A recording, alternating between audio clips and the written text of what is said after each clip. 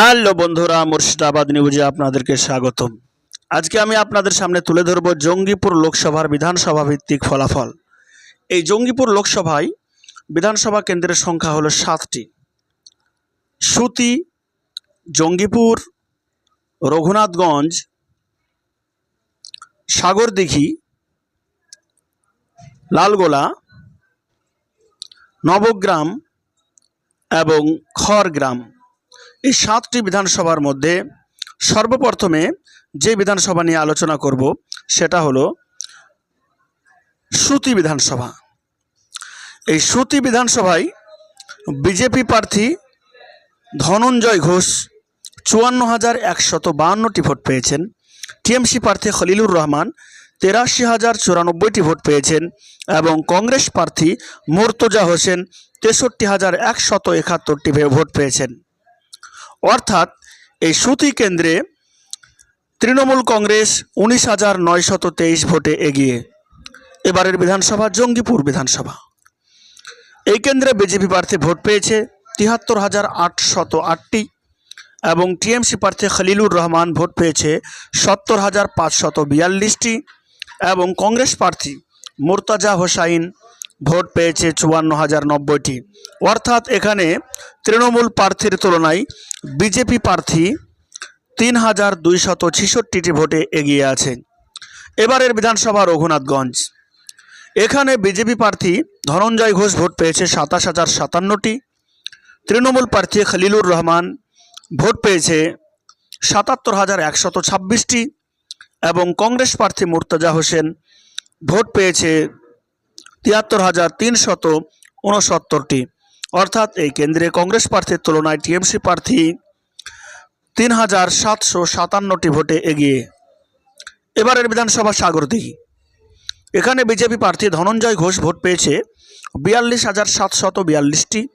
তৃণমূল প্রার্থী খলিলুর রহমান ভোট পেয়েছে 82,062টি এবং কংগ্রেস প্রার্থী মুর্তজা হোসেন ভোট পেয়েছে 50,289টি।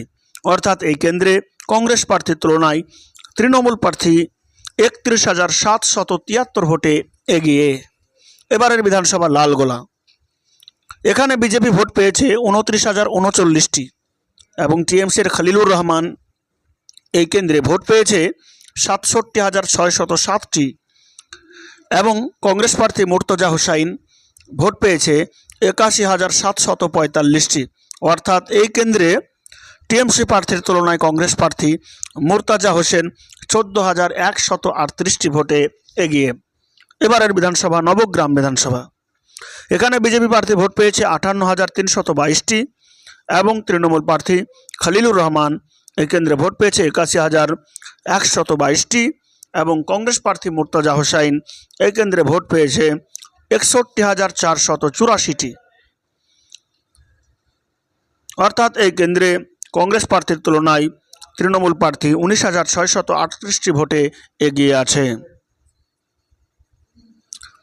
এবার খড়গ্রাম বিধানসভা। বিজেপি প্রার্থী ভোট পেয়েছে 54,748টি।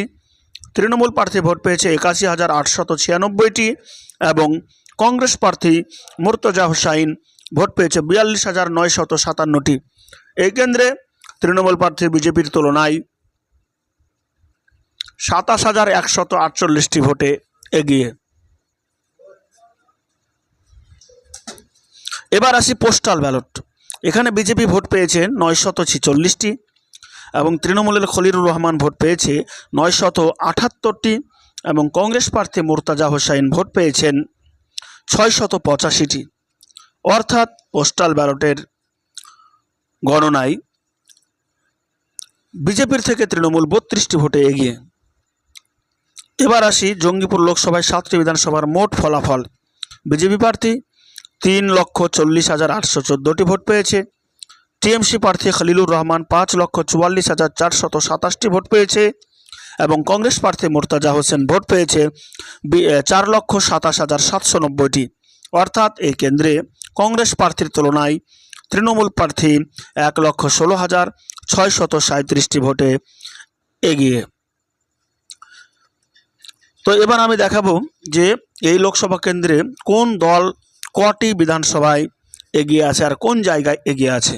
বিজেপি একটি বিধানসভায় এগিয়ে, সেটা হলো জঙ্গিপুর, এবং তৃণমূল কংগ্রেস 5টি বিধানসভায় এগিয়ে, সেগুলো হলো সুতি, রঘুনাথগঞ্জ, নবগ্রাম, সাগরদিঘি এবং খড়গ্রাম। এবং জাতীয় কংগ্রেস এগিয়ে আছে একটি বিধানসভায়, সেটি হলো লালগোলা বিধানসভা। তো বন্ধুরা, যাই হোক, এখান থেকে আলোচনা শেষ। ভিডিও দেখার জন্য আপনাদেরকে ধন্যবাদ। সকলে ভিডিওটিকে শেয়ার করে পাশে থাকবেন।